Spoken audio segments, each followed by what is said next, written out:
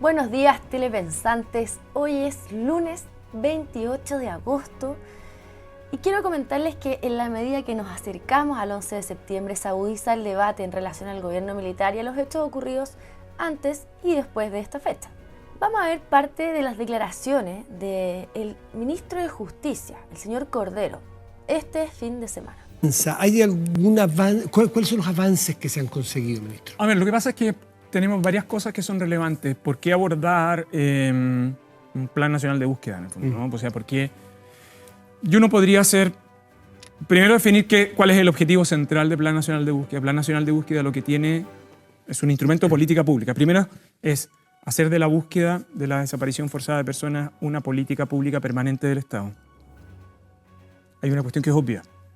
El Estado fue el que cometió esos crímenes. Fueron funcionarios del Estado. Es al Estado el que le corresponde. Es un crimen, no un crimen, es un crimen como otro. Es un crimen de lesa humanidad. Distinto. Es un crimen de lesa humanidad cometido por funcionarios del Estado, en mandato del Estado, y en consecuencia es el Estado el que se tiene que hacer cargo de ello. ¿Y qué es lo que ha sucedido hasta ahora? Nosotros esencialmente, como sociedad, hemos abordado, por un lado, este tema a través de comisiones de verdad, que han sido acotadas en el tiempo, digo, en el momento en que se crearon y dieron origen a leyes de reparación. Y en segundo lugar, se ha sostenido en los últimos 25 años, esencialmente sobre la base de las acciones penales ejercidas por los familiares de las víctimas, que es lo que técnicamente se denomina la búsqueda judicial.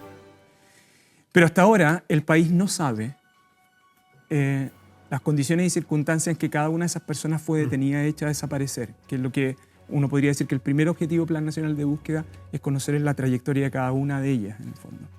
Hay una cosa que es obvia, dice él, el Estado fue el que cometió estos crímenes, es al Estado al que le corresponde, dice el ministro, haciendo referencia al Plan Nacional de Búsqueda. Y claro, yo acá les voy a recordar, queridos telepensantes, que la semana pasada yo les estaba mostrando un video del diputado Johannes Kaiser solicitando en la Comisión de Derechos Humanos que se identifique a los más de 300 cuerpos que están en el servicio médico legal. Efectivamente, es el Estado el que no ha identificado a los cuerpos. Ahora, la pregunta es ¿por qué, telepensantes? Insisto, son más de 300 cuerpos sin identificar que claramente para cierto sector político es muy conveniente que sean personas sin identificar, ¿cierto? Que hayan detenidos desaparecidos, que hayan personas con secuestro permanente, ¿no? Ha sido bastante lucrativo política y económicamente este tema, ¿no? Así que yo en realidad no puedo estar en desacuerdo con el señor Cordero. ¿Por qué no se han hecho cargo de la identificación de estos cuerpos? Porque acá es donde se le cae el discurso al señor Cordero. Tuvimos gobiernos de izquierda durante todos estos años, salvo 2 gobiernos de Sebastián Piñera. Ninguno fue capaz de identificar los cuerpos. Y ahí tenemos un montón de personas en Punta Peuco condenadas por secuestro permanente. Vamos con otro extracto del señor Cordero. ¿Se dan cuenta de lo caradura? Uno pensaría que el señor Cordero, que es abogado de hecho, no está ni enterado de toda la maquinaria que existe hoy para que precisamente no se conozca la verdad de los hechos. Sin embargo, él aclama por ella. Increíble. E insisto, responsabiliza al Estado. Pero si ellos han estado en el poder durante ¿cuántos años? Entonces aquí es donde uno se pregunta, con tantos años en el poder, en realidad, ¿por qué no los ha identificado? Vamos a ver lo que dijo Sebastián Piñera en relación al mismo tema. A veces a la izquierda le gusta pensar que Chile comienza el 11 de septiembre del 73. Y no es verdad. La verdad es que mucho antes del 11 de septiembre. El 11 de septiembre se derrumba la democracia. Pero no fue una muerte súbita, sorpresiva. Fue el triste, tal vez evitable, desenlace de una secuencia de hechos. La democracia chilena venía muy enferma. El año 73 fue una derrota de la democracia. Pero también fue una derrota de toda una generación de políticos que no supo o no pudo defender la democracia. ¿Le creen ustedes? Miren, yo no sé si lo que está diciendo es verdad realmente porque ya sabemos que cuando fue presidente fue incapaz de defender a nuestros uniformados de la época. Ahí siguen en Punta Peuco. Incapaz de identificar los cuerpos, como les estaba diciendo. Pero lo que sí les puedo asegurar es que es a través de las redes sociales desde donde se ha desarrollado este discurso. Discurso el que Sebastián Piñera está repitiendo. Este canal, Telepensantes, otros canales, no somos los únicos, hay muchos. Pero si no fuese por esto, los distintos personajes que han hablado en la televisión, en espacios públicos, defendiendo la verdad histórica, es que este tipo de personajes como Sebastián Piñera se atreve a repetir, insisto, lo que estamos diciendo desde este tipo de ventanas. Ahora, no es tan bueno todo lo que dijo Sebastián Piñera. Vamos a ver, por favor, señor director, el siguiente video. El 11 de septiembre también se cometieron muchos errores. Por ejemplo, el bombardeo de La Moneda, las palabras que se escucharon al general Pinochet respecto de un avión que podría caerse en el camino, son cosas que son inaceptables. Y después del 11, violaciones sistemáticas, reiteradas, gravísimas a los derechos humanos. Mire, esto no es solamente los primeros días, los primeros meses. Si el grave problema fue que la violación a los derechos humanos ocurrió durante todo el periodo del gobierno militar. Por ejemplo, los quemados, los degollados, Corpus Christi, ocurrieron al final del gobierno. Mire, yo fui opositor total al gobierno de la Unidad Popular porque condujo a Chile no solamente a una crisis política, económica, social, lo conducía a un modelo de dictadura marxista que en mi juicio es nefasto y ha sido nefasto en todas partes del mundo. Pero también fue contrario desde muy temprano al gobierno militar. Porque yo estaba en Estados Unidos y en Estados Unidos no había censura y por tanto pudimos ver imágenes brutales. O sea, se dio cuenta el tiro. Muy temprano. ¿Por qué creen ustedes que Sebastián Piñera está diciendo esto? O sea, primero está a favor y después está en contra, poco menos. ¿Por qué primero tiene una perspectiva y después uno diría que tiene la otra, la contraria, ¿no? Bueno, porque quiere situarse por sobre el problema, está claro, ¿no? Porque no quiere perder ni pan ni pedazo. Por eso está diciendo esta mentira. ¿Y saben por qué es mentira? Bueno, si ustedes ven la documentación que están creando Las Coloradas para nuestro canal, porque cada semana aparece un video explicando la verdad histórica, se podrán dar cuenta de que los grupos armados empezaron a funcionar en la UP, pero después insistían en tomarse el poder por la fuerza, porque después insistían en continuar la revolución por la vía armada. Por eso lo que está diciendo Sebastián Piñera es mentira. No es que los militares hayan decidido, bueno, obviamente están mal las violaciones a los derechos humanos. Nadie puede estar en desacuerdo con eso. Pero entendamos que habían grupos guerrilleros que estaban operando en nuestro país tratando de conquistar la institucionalidad por la vía armada. Y más de la mitad de las cosas que se dicen son mentiras, son mitos que ha instalado la izquierda. O sea, nadie podría estar a favor, insisto, de las violaciones a los derechos humanos. Pero por favor entendamos el contexto. Vean ustedes los videos que están haciendo Las Coloradas, se están estrenando los martes y los jueves. Vayan a revisarlos para que conozcan la verdad histórica y el cómo se fueron desarrollando los hechos para que termináramos, ¿cierto?, un 11 de septiembre y todo lo que pasó más adelante. La ultraizquierda nunca dejó de intentar tomarse el poder. Y esto, Telepensantes, hasta el día de hoy. Hasta el día de hoy. ¿Qué es lo que pasó el 18 de octubre del año 2019? ¿No fue un golpe de Estado de la ultraizquierda? ¿Qué fue? ¿Ustedes creen que van a terminar? Quemaron el país completo, quemaron el sur de nuestro país. Los atentados en la zona sur de nuestro país son prácticamente todos los días. Hay en promedio 1,2 diarios. ¿Se dan cuenta? ¿Ustedes creen que la izquierda terminó con su revolución? No, continúan. Vamos a ver ahora el video de Carmen Hertz. Por favor, señor director. Estamos en un momento extremadamente peligroso. Se intenta instalar un relato negacionista. Negacionista no solo de las violaciones de derechos humanos, del plan de exterminio contra todo el progresismo chileno y en particular contra los comunistas, también hay un negacionismo respecto a lo que significó la Unidad Popular. La Unidad Popular fue la culminación, como dije, de décadas de lucha democrática para hacer de este país un país más democrático y menos oligárquico. Eso fue la Unidad Popular. Fue la etapa más feliz en la vida de los trabajadores de Chile. ¿Se dan cuenta de que no hay ninguna intención de torcer el brazo? Y no lo van a hacer. ¿Cómo nos ha funcionado? Insisto, en los últimos 10 años, el tratar a estos terroristas de ultraizquierda amablemente. ¿Cómo ha funcionado? ¿Han funcionado las instituciones? No, porque tienen las instituciones captadas. Insisto, todos los días vemos atentados en la zona sur de nuestro país. Quemaron el sur completo, no hay ningún personaje en la cárcel. Quemaron las estaciones de metro. Están los insurrectos indultados. Más adelante vamos a hablar de eso porque los hechos de violencia continúan.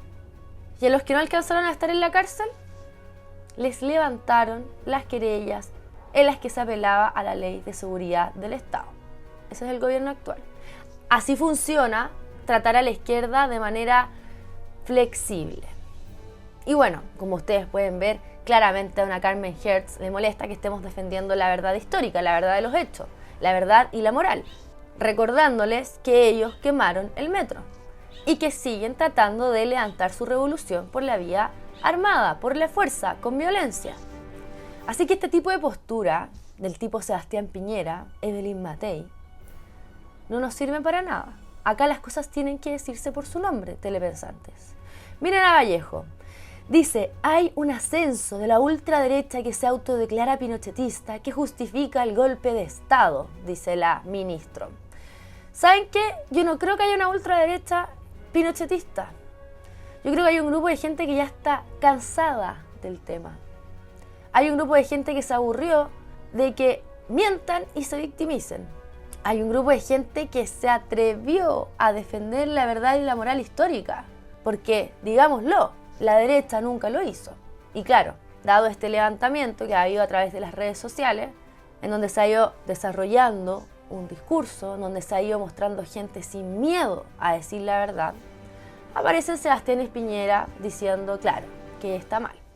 Aparece un Guillermo Ramírez, ¿no?, defendiendo esto. Pero lo que ustedes no saben, quizá, es que Guillermo Ramírez no fue a votar, salió de la sala, digamos, estando en el Parlamento, en el Congreso, salió de la sala para no votar en contra de un monumento a la caravana de la muerte que quieren instalar en La Reina, telepensantes. Eso hace Guillermo Ramírez, que ustedes lo han visto ahora, que está defendiendo el gobierno militar, qué sé yo.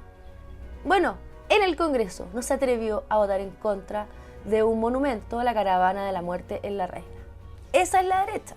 Esa es la derecha tipo Sebastián Piñera, que ahora sale diciendo una cosa, pero también la otra, para no quedar mal con nadie, ¿no?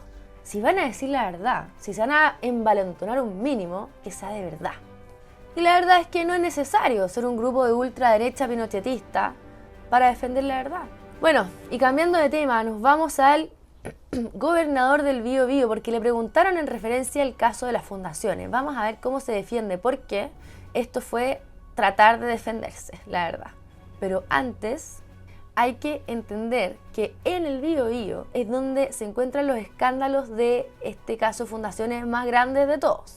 Vamos entonces a ver el gobernador. Su gobernación, desde que estalló el caso Democracia Viva, se podría decir que es como un hito, ¿no es cierto? Hace un par de meses, unos 2 meses, en junio, su gobernación ha sido de las que más se le ha visto relacionado a través de denuncias, justas o injustas, usted me dirá, más relacionado a irregularidades en traspasos de dineros o platas públicas. ¿Cómo explica usted eso? Me deja solo un segundo antes porque la gobernación del Biobío representa la región del Biobío. Y una de las aristas de las que usted me pregunta tiene que ver con un problema real, que encantado de conversar con usted. Pero también tenemos otros problemas más en la región que no me gustaría dejar de denunciarlos. Primero, en 5 meses hemos tenido 3 catástrofes. Incendios y 2 inundaciones. Incendios en febrero, inundaciones en junio, inundaciones en el mes de agosto. Ya, primero entonces yo en la carta explica que lo han pasado pésimo en la comuna, el tema de las catástrofes, los incendios provocados, que no hay ningún preso en la cárcel, pero bueno, fueron los conejos, dice el ministro de Obras Públicas. Las inundaciones, o sea, hechos gravísimos, que nadie puede estar en desacuerdo con esto, ¿no? Pero señor gobernador, yo siento que esto agrava su falta. ¿Por qué? Porque si lo han pasado tan mal en la comuna, ¿Cómo puede ser posible que sea prioridad para las autoridades pasarle plata a fundaciones para que pinten escaños de colores y recuperen los espacios públicos con arcoíris? Díganme ustedes. ¿Cómo va a ser esto una prioridad, señor gobernador? ¿No encuentra que se puso él mismo la soga al cuello con estas declaraciones? Bueno, entonces después de esto le vuelven a preguntar. Vamos a ver las declaraciones. Datos, hay evidencia de cosas bastante curiosas. Por ejemplo, que esta señora y con un grupo de otras personas arrendaron una fundación, que los que recibieron también 250 millones de pesos por asignación directa de la gobernación, y que 93 millones de eso fueron pagados a una entidad, a una OTEC de su pareja. Después se le entregan recursos al hermano de esa pareja. O sea, todo muy cercano, todo muy vinculado, que a ojos de un ciudadano común y corriente merece una explicación de la autoridad. Ese caso, Polizzi, también pasó por su escritorio, también pasó por la Contraloría, y si es así, ¿falló algo? Mire, yo lo primero que le diría es que los procesos que uno tiene para trabajar están hechos para trabajar con gente decente, con gente que no es delincuente, que no tiene ánimo de defraudar. En segundo lugar... ¿Esta gente fue delincuente con ánimo de defraudar? Perdón, voy a terminar. Disculpe. Para ser muy ordenado con lo que le voy a responder.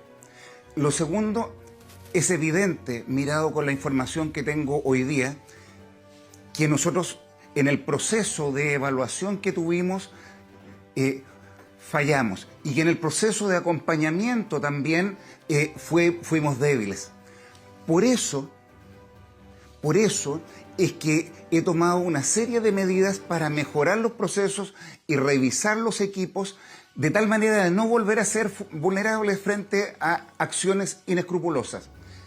He dispuesto que ya no haya ningún tipo de proyecto que se financie y se apruebe por el gobierno regional sin pasar por el Consejo. Eso está en ejecución hoy día. Ahora recién él considera que es importante que todas las platas pasen por el Congreso, por el Consejo. ¿No creen ustedes que esto es al menos decir del negligente? Se pasó el gobernador. Y ya están llegando las ayudas, ¿cierto? Hablando de las zonas de catástrofe, las ayudas del gobierno para los damnificados en las inundaciones. Desde el Ministerio de la Cultura enviaron una caja de la cultura. Y vamos a ver el video, un clip, obviamente lo recorté para que no sea tan largo, de cuál es la ayuda que están entregando. Cultural es un kit de recursos emocionales que ha pensado el Ministerio para dar respuesta en situaciones de catástrofe al impacto emocional que tienen estos eventos en los niños, niñas y jóvenes de nuestro país. Un prisma, una linterna con dínamo, de modo que no necesite pilas. El prisma es un elemento que contempla lo cultural y lo científico, y la oferta para los niños es que sea usado junto con la linterna para generar arcoíris y poder dispersar la luz. Además, el prisma es un elemento mágico al sugerirles poder transformarlo en un amuleto de buena suerte. Un juego mapuche con fichas de madera y dado. Otro de los elementos interesantes de este botiquín cultural que ayuda a alivianar el malestar de los niños y niñas son estos muñequitos quitapesares, y consiste en que los niños lo usan durante la noche.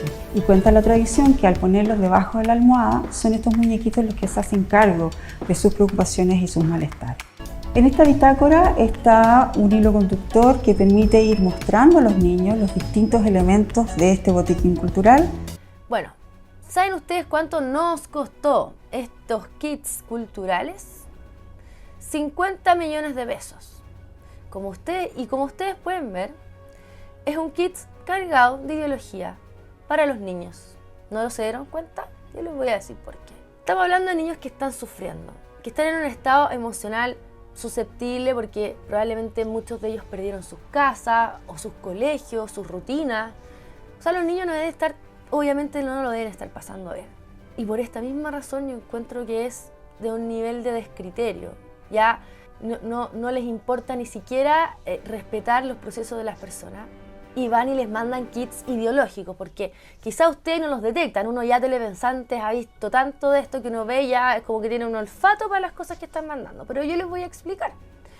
Cosas mágicas, cosas mágicas que, parece algo lindo, magia como el viejito pascuero, dirán ustedes. No, están haciendo alusión al indigenismo y objetos de brujería.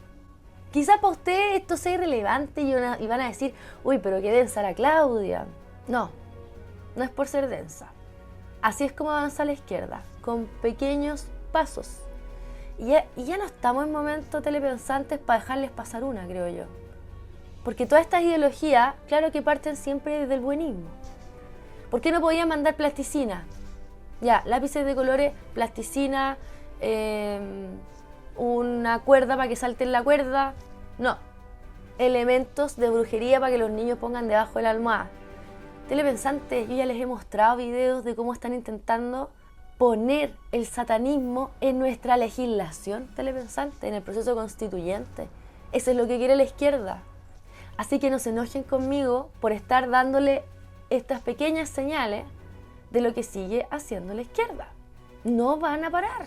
Esto es un ataque a la cultura cristiano-judía occidental. Y por eso promueven el indigenismo, la brujería, la magia. No es desde el buenismo, no es desde el mantenerle la ilusión a los niños. No. Así que dimensionen lo que les mandó el gobierno. Además de lo inútil que es, ¿no? ¿De qué sirven estas muñequitas si son solamente para ponerlas debajo en la almohada? ¿Por qué no le mandan un autito, una muñeca, no sé, algo que sirva para jugar? No, para ponerlas debajo en la almohada. Fíjense bien en eso. 50 millones de pesos. Además, nos costaron los objetos de brujería. Ahora veamos el kit de limpieza. Llegó la caja del Senapred para hacer la limpieza de mi casa. Pero como ustedes ven, amigos,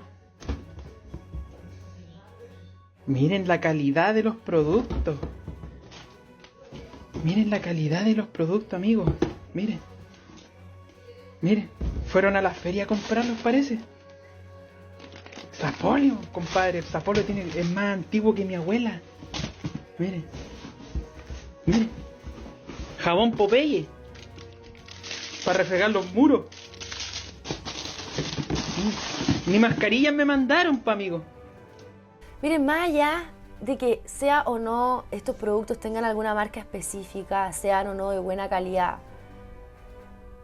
¿ustedes creen que la gente va a poder limpiar sus casas de todo ese barrial que hay con esos elementos? A ver, entendamos que no quisieron enviar los militares, el contingente militar a terreno para apoyar a estas personas. Y les mandan un balde con Quicks, con Sapolio, como dice el señor en el video. ¿Así la gente va a limpiar la inundación? ¿No les parece una burla a ustedes esto del gobierno? ¿No les parece una señal de irreverencia, de que no nos importa lo que están viviendo? Si ya el gobierno dijo que no tenían plata, que ya se la habían gastado, que no hay plata para apoyar a la gente en esta situación de emergencia. Los alcaldes de O'Higgins fustigan al gobernador por la lentitud en las ayudas. Recordemos que los alcaldes tuvieron grandes problemas con el gobierno porque el gobierno no se reunió con los alcaldes. Incluso el subsecretario Monsalve interpeló a los alcaldes, se enojó con los alcaldes, porque los alcaldes estaban pidiendo reuniones con el gobierno central. Cosa que no ocurrió, parece que hasta el día de hoy. Fíjense que la SNA ya estima, ya calcula en pérdida por este último temporal en el sur de $1.000 millones. Y el gobierno le manda a personas que pagan todos los meses los impuestos un tarrito con Sapolio, Quicks, una esponja y un kit de cultural para los niños con brujería. ¿Lo pueden creer ustedes? No les importa a la gente. Esto lo digo casi todos los programas. No les importan las personas, no les importan los chilenos. Este es un gobierno de anti-chilenos. Y seguimos con otro baño de realidad. En la pantalla ustedes están viendo las imágenes de los daños causados por un grupo indeterminado de personas en la estación de Metro República.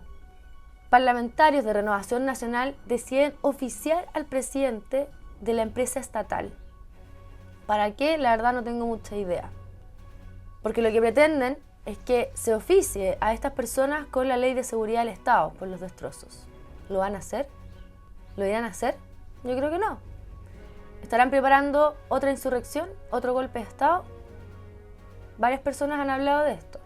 Fíjense que además oficiaron a la ministra del Interior, Carolina Toá, para que presente las querellas que corresponden. E insisto, recordemos que a principios de este año, a finales del año pasado, Gabriel Boric indultó a 12 insurrectos. Pero hay una cosa que tuvo menos cobertura de los medios de comunicación, porque esto causó gran escándalo. Y es que Gabriel Boric apenas asumió su gobierno, lo primero que hizo fue levantar los procesos judiciales a los insurrectos que estaban siendo procesados por la Ley de Seguridad Interior del Estado. Entonces, ¿ustedes creen que este oficio de Renovación Nacional les va a hacer cosquilla? Si levantaron las querellas por Ley de Seguridad del Estado, díganme ustedes, yo creo que no les hace ni cosquilla, yo creo que no les interesa. Y esto sí que es bastante complicado porque vemos varios intentos de quebrar el sistema privado de salud. Lo último que sabemos es que la clínica Dávila denuncia que FONASA le adeuda más de 76.000 millones de pesos. Desde la clínica declaran que está en riesgo la sostenibilidad. Claro, con 76.000 millones de pesos de deuda. Y escuchen bien, al 31 de julio, la deuda del Estado con todas las clínicas de las empresas Banmédica asciende a 94.000 millones de pesos. Esto es un artículo que está en el Mercurio, se lo recomiendo, vayan a leerlo, porque debemos preguntarnos por qué el Estado chileno no ha pagado. Nuevamente, ¿cuáles podrían ser las consecuencias de esto? Porque, por un lado, lo que pasa es que se arruina obviamente la confianza del sector privado hacia el sector público. Entonces, cuando sale un Gabriel Boric diciendo que quiere hacer una combinación público-privada, no sé qué, para, por ejemplo, el litio o una cantidad infinita de cosas, uno dice, ¿y qué privado va a confiar en el Estado si le dieron toda esta cantidad de plata a las ISAPRES? Si lo que han hecho permanentemente es a la clínica Dávila. Y para qué hablar del caso de las ISAPRES, que lo que han hecho permanentemente es tratar de quebrar las ISAPRES. Y lo segundo, ¿qué pasa si quiebran las clínicas privadas? Díganme ustedes. Fíjense ustedes que lo que explica la clínica Dávila es que hay una parte importante de FONASA que se atiende en el sector privado. Miren, el 52,5% de los pacientes que atiende la clínica Dávila cada año proviene de FONASA. Más de la mitad, 52,5%. ¿Se dan cuenta? El 90% de la deuda que mantiene FONASA con la clínica Dávila corresponde a las prestaciones otorgadas por ley de urgencia.